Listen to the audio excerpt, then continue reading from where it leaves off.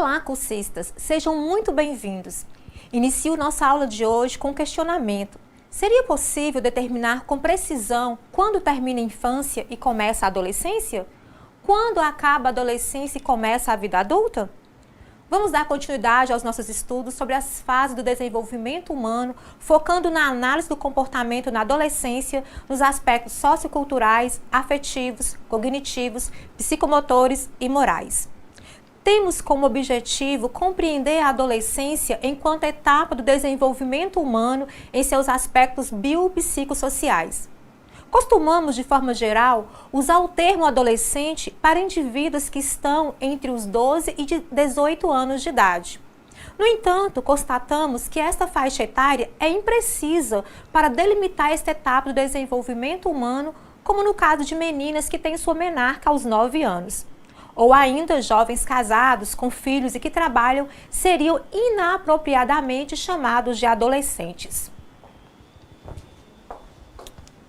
Então, como entender a adolescência? É mais coerente entendermos por adolescência um período de transição da meninice para a vida adulta, caracterizado por mudanças físicas, sociais, cognitivas e emocionais que transformarão a criança em um adulto. De acordo com Carmo 2012, com o desenvolvimento da sociedade capitalista e da escolarização em massa, a preparação para a idade adulta foi se alargando. Na sociedade capitalista, o adolescente, apesar de se assemelhar mais ao adulto do que a criança, ainda não tem espaço para se inserir no mercado de trabalho. Convencionou-se então que esse seria um período de transição e de preparação para o mundo adulto. Mas o momento desta transição muda nas diferentes culturas e entre os indivíduos da mesma cultura. A passagem da infância para a vida adulta é tão importante que várias sociedades marcam esta passagem sob a forma de rituais. Mas, afinal, o que é a adolescência? O entendimento da adolescência como etapa importante no desenvolvimento humano surge no século XX, mesmo já sendo descrita na Grécia Antiga por Aristóteles. Este descrevia os jovens como apaixonados, irascíveis, capazes de serem arrebatados por seus impulsos. Mas nessa época não existia uma cultura adolescente como a de hoje. Nem a adolescência era entendida como um estágio particular do desenvolvimento até o final do século XIX. Hoje, a adolescência é considerada uma fase de transição entre a meninice e a vida adulta, que compreende, a grosso modo, dos 12 aos 20 anos de idade, de acordo com Palacios e Oliva, 2004. Isso porque algumas crianças já começam as transformações físicas aos 9 anos, como a menarca para as meninas, por exemplo. Já pelo Estatuto da Criança e do Adolescente, o ECA, que garante proteção integral às crianças e adolescentes, é delimitada a adolescência entre os 12 e os 18 anos de idade. Importante se faz aqui também fazer uma diferenciação entre dois termos que têm significados diferentes, a puberdade e a adolescência. A puberdade é caracterizada por um conjunto de mudanças físicas, transformando o corpo infantil em corpo adulto, capacitando-o para a reprodução. Ela é fenômeno universal para todos os membros da espécie humana, ou seja, todos os seres humanos passam por tais transformações quando atingem seus 12 anos ou até antes. Já a adolescência é fato psicossociológico, porque envolve, além das mudanças físicas, as mudanças afetivas, sociais e cognitivas, podendo se prolongar por mais de uma década de vida. Nesse sentido, a adolescência não é universal, pois suas características vão depender da cultura e do momento histórico em que os indivíduos estão inseridos.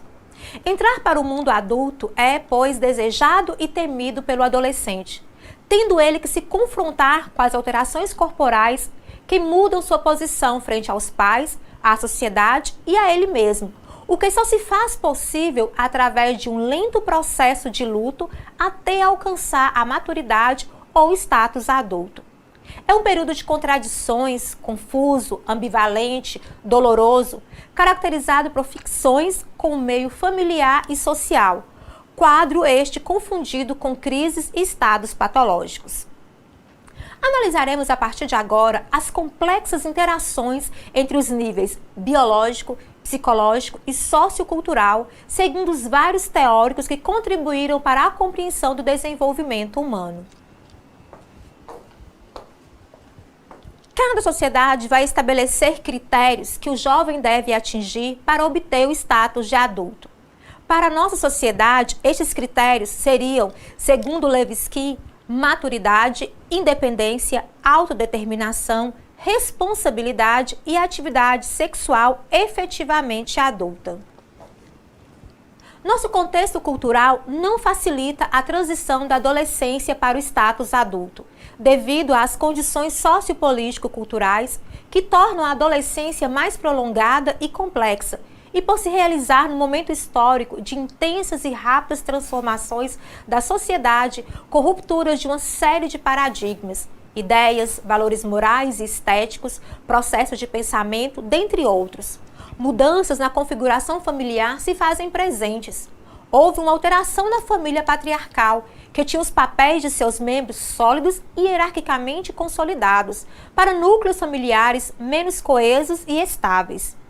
O grupo familiar se reduziu, passando a ser composto por pais e filhos somente. Novas famílias surgem reconstituídas por resultado da dissolução de casamentos.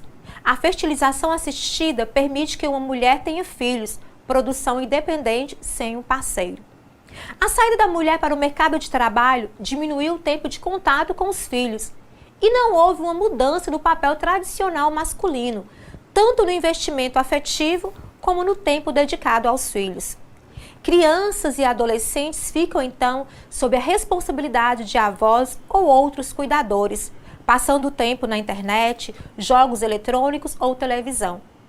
As relações entre pais e filhos ficam mais horizontais, com maior proximidade afetiva, mas, em compensação, não são estabelecidos critérios normativos claros que monitorem os filhos.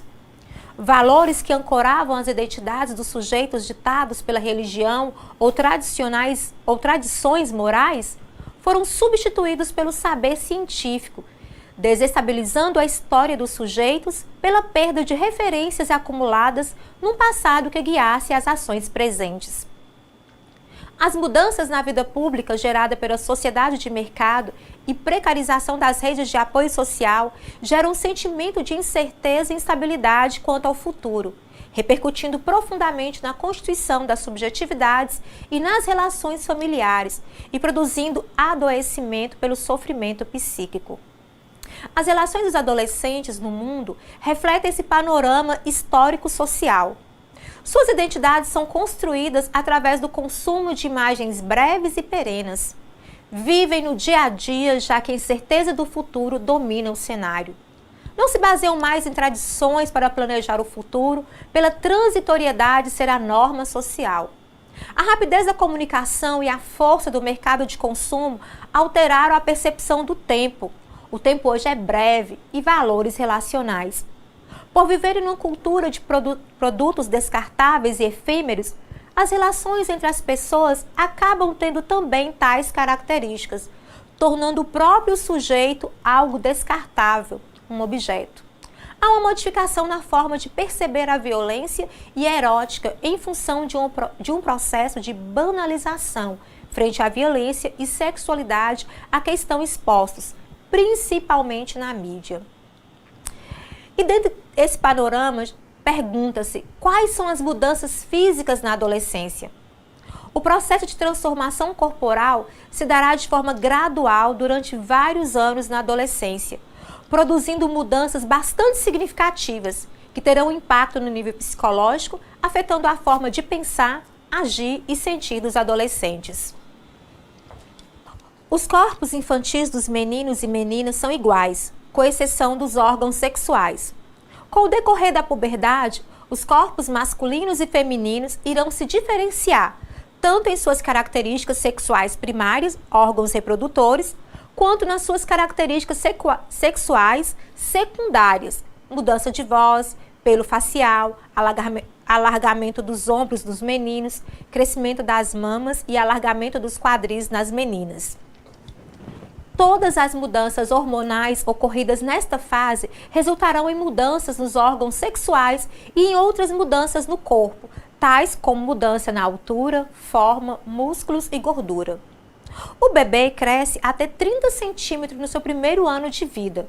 Depois há um crescimento mais lento até chegar à puberdade, onde haverá o estirão de crescimento que pode chegar de 7 a 15 centímetros por ano durante vários anos. Após esse estirão, o adolescente aumentará de forma mais lenta sua altura e peso até chegar ao seu tamanho final como adulto. Ao mesmo tempo, haverá uma mudança na forma e proporção do corpo do adolescente de forma assimétrica. Primeiro crescerão as mãos e os pés até chegarem ao tamanho adulto. Depois crescerão os braços e pernas e o tronco de forma mais lenta. A cabeça e o rosto também mudam. As arcadas dentárias crescem para frente e torna-se mais proeminente a testa, que dá uma aparência óssea e angulosa, principalmente nos meninos. Meninos e meninas tornam-se mais fortes na adolescência porque as fibras musculares e os tecidos ósseos crescem rapidamente, mas isto é mais evidente nos meninos. Apesar de grande parte dessa diferença entre homens e mulheres serem resultado de diferenças hormonais, o contraste torna-se maior devido aos níveis de exercícios físicos na adolescência. De modo geral, durante e após a puberdade, há um aumento na proporção de gordura entre as meninas e uma redução entre os meninos, mesmo quando comparados às meninas que praticam exercícios físicos. Na puberdade, há também um aumento em vários órgãos do corpo, principalmente o coração e pulmões, o que também contribui para aumentar a força física, velocidade e resistência mais para os meninos do que para as meninas. E agora discutiremos sobre o desenvolvimento da maturidade sexual. O desenvolvimento da maturidade sexual plena é também desencadeado pelas mudanças hormonais da puberdade e obedece a uma sequência definida, divididas em 5 estágios de acordo com Turner. O estágio 1 descreve a pré-adolescência. No estágio 2, os primeiros sinais da puberdade. Os estágios 3 e 4 descrevem etapas intermediárias de desenvolvimento e o 5, as características finais adultas. Nas meninas, os primeiros sinais ocorrem entre 8 e 13 anos de idade. São o início do desenvolvimento das mamas e pelos pubianos. Em seguida, o estirão do crescimento e continuação do crescimento das mamas e pelos pubianos. Após 2 anos dessas mudanças, acontece a primeira menstruação, chamada de menarca, seguida pelo estágio final de crescimento das mamas e pelos. A menarca ocorre geralmente em meninas de países industrializados por volta de 12 anos e meio a 13 anos. Nessa etapa inicial, os ciclos menstruais são irregulares, ou seja, não há ovulação todo mês. E qual a consequência prática deste fato? Tal fato apresenta consequências para jovens que têm vida sexual ativa, pois a irregularidade do ciclo menstrual pode levar a uma crença errônea de que essas adolescentes não engravidarão por serem muito jovens. Além disso, tal irregularidade do ciclo torna não confiável o uso de métodos contraceptivos como a tabelinha ou o coito interrompido, por exemplo, acrescida a falta de conhecimento adequado sobre reprodução. E vivenciamos os impactos dessa realidade. A título de ilustração, menciono os dados veiculados no G1 com base na Pesquisa Nacional por Amostra de Domicílios, o PNAD de 2013, mostrou que o Brasil tinha 5,2 milhões de meninas de 15 a 17 anos. Dessas, 414.105 tinham pelo menos um filho. Deste grupo, apenas 104.731 estudam. As outras 309.374 estão fora da escola. Quanto ao desenvolvimento sexual dos meninos, as primeiras mudanças são um pequeno aumento dos testículos e escroto entre 9 e 14 anos de idade e poucos pelos pubianos sem pigmentação no estágio 2 de Turner. No estágio 3, há um pequeno aumento do pênis em seu comprimento e continuação do aumento dos testículos e escroto. 2 anos depois do aparecimento dos pelos pubianos, aparecem os pelos faciais e das axilas. A mudança de voz ocorrerá mais ao final do processo.